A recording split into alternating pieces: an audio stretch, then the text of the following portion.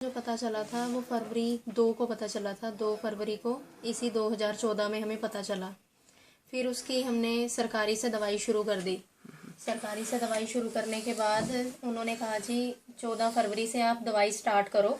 14 फरवरी से दवाई स्टार्ट करके मार्च तक उनसे दवाई लेते रहे हम। मार्च में इनको सांस की दिक्कतें, उल्टियाँ, दस्त वगैरह बहुत ज़्यादा हो गए। फिर उन्होंने कहा कि आप बुराड़ी में हॉस्पिटल है, उसमें इनको एडमिट करवा दिया था। टीबी का हॉस्पिटल है, वो कहते हैं कि एशिया का नंबर 1 हॉस्पिटल में आता है। वहाँ पे इनको कोई भी फायदा नहीं हुआ, वहाँ ही एडमिट रहे, मार्च में भी एडमिट रहे।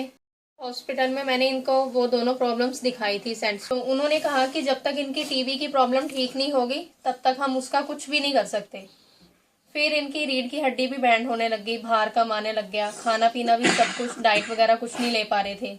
जो फिस्टुला की प्रॉब्लम थी वो इतनी ज़्यादा बढ़ गई थी कि इनकी ब्लीडिंग रुकती ही नहीं थी। लगातार कभी पस बहती रहती थी, कभी खून निकलता रहता था, लगातार ही होता था वो। तो आशीष बनोट जी का पता चला, वहाँ बात करने पे पता चला। फिर अचानक से इनको प्रॉब्लम आ गई तो ये आईसीयू में चले गए थे क्योंकि इनका बीपी बहुत लो हो गया था। तब उन्होंने कहा कि आप ऐसा करो कि वहाँ से हॉस्पिटल से छुट्टी कर लो, छुट्टी करने के बाद आप मेरे पास एक बार आ जाओ, फिर मैं देखता हूँ क्या करना है। फिर यहाँ मैं नोवा में आई तो यहाँ उन्होंने एमरजेंसी केस में लिया इनको। एमरजेंसी केस में इनको उसी टाइम ऑपरेशन के लिए लेके गए। 2 घंटे के अंदर हम फ्री हो गए थे और अभी तक इनका जो सारा कुछ था वो बिल्कुल ठीक ठाक है। इसके बाद इनको अभी कोई भी प्रॉब्लम नहीं है। जो इनकी ब्लीडिंग की प्रॉब्लम थी वो भी ठीक हो गई है, पस जो निकल रही थी वो भी ठीक हो गई है। और इनका केस इतना ज़्यादा बिगड़ा हुआ था कि अंदर तक फैल गया था, जो फिस्टुला था वो ऊपर तक फैल गया था। हमें ये बताया गया था कि ये ऑपरेशन अभी हो नहीं सकता जब तक टीबी ठीक नहीं होगी। अगर ऐसा हम करते तो शायद मेरी डेथ हो जाती। इस केस में हम यहाँ पे आके हमने अपना ऑपरेट कराया और हमें ये फायदा हुआ कि आज मैं बिल्कुल ठीक ठाक। सबसे बड़ा फायदा मेरे लिए ये है कि मेरे को अब कोई ब्लीडिंग नहीं होती और कोई दिक्कत परेशानी नहीं है।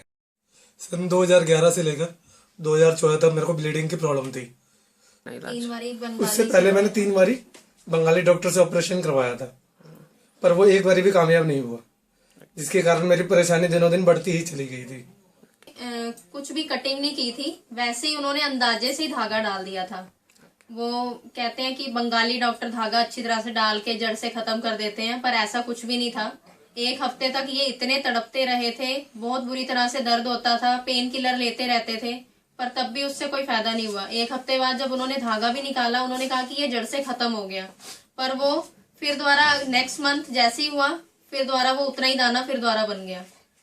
तो धागे का भी कोई वहां पे कोई बेनिफिट हुआ ही नहीं। जो जब मैंने यहाँ पे ऑपरेट कराया 12 मई को, उसके बाद से लेकर अब तक मेरे को कोई भी प्रॉब्लम नहीं है।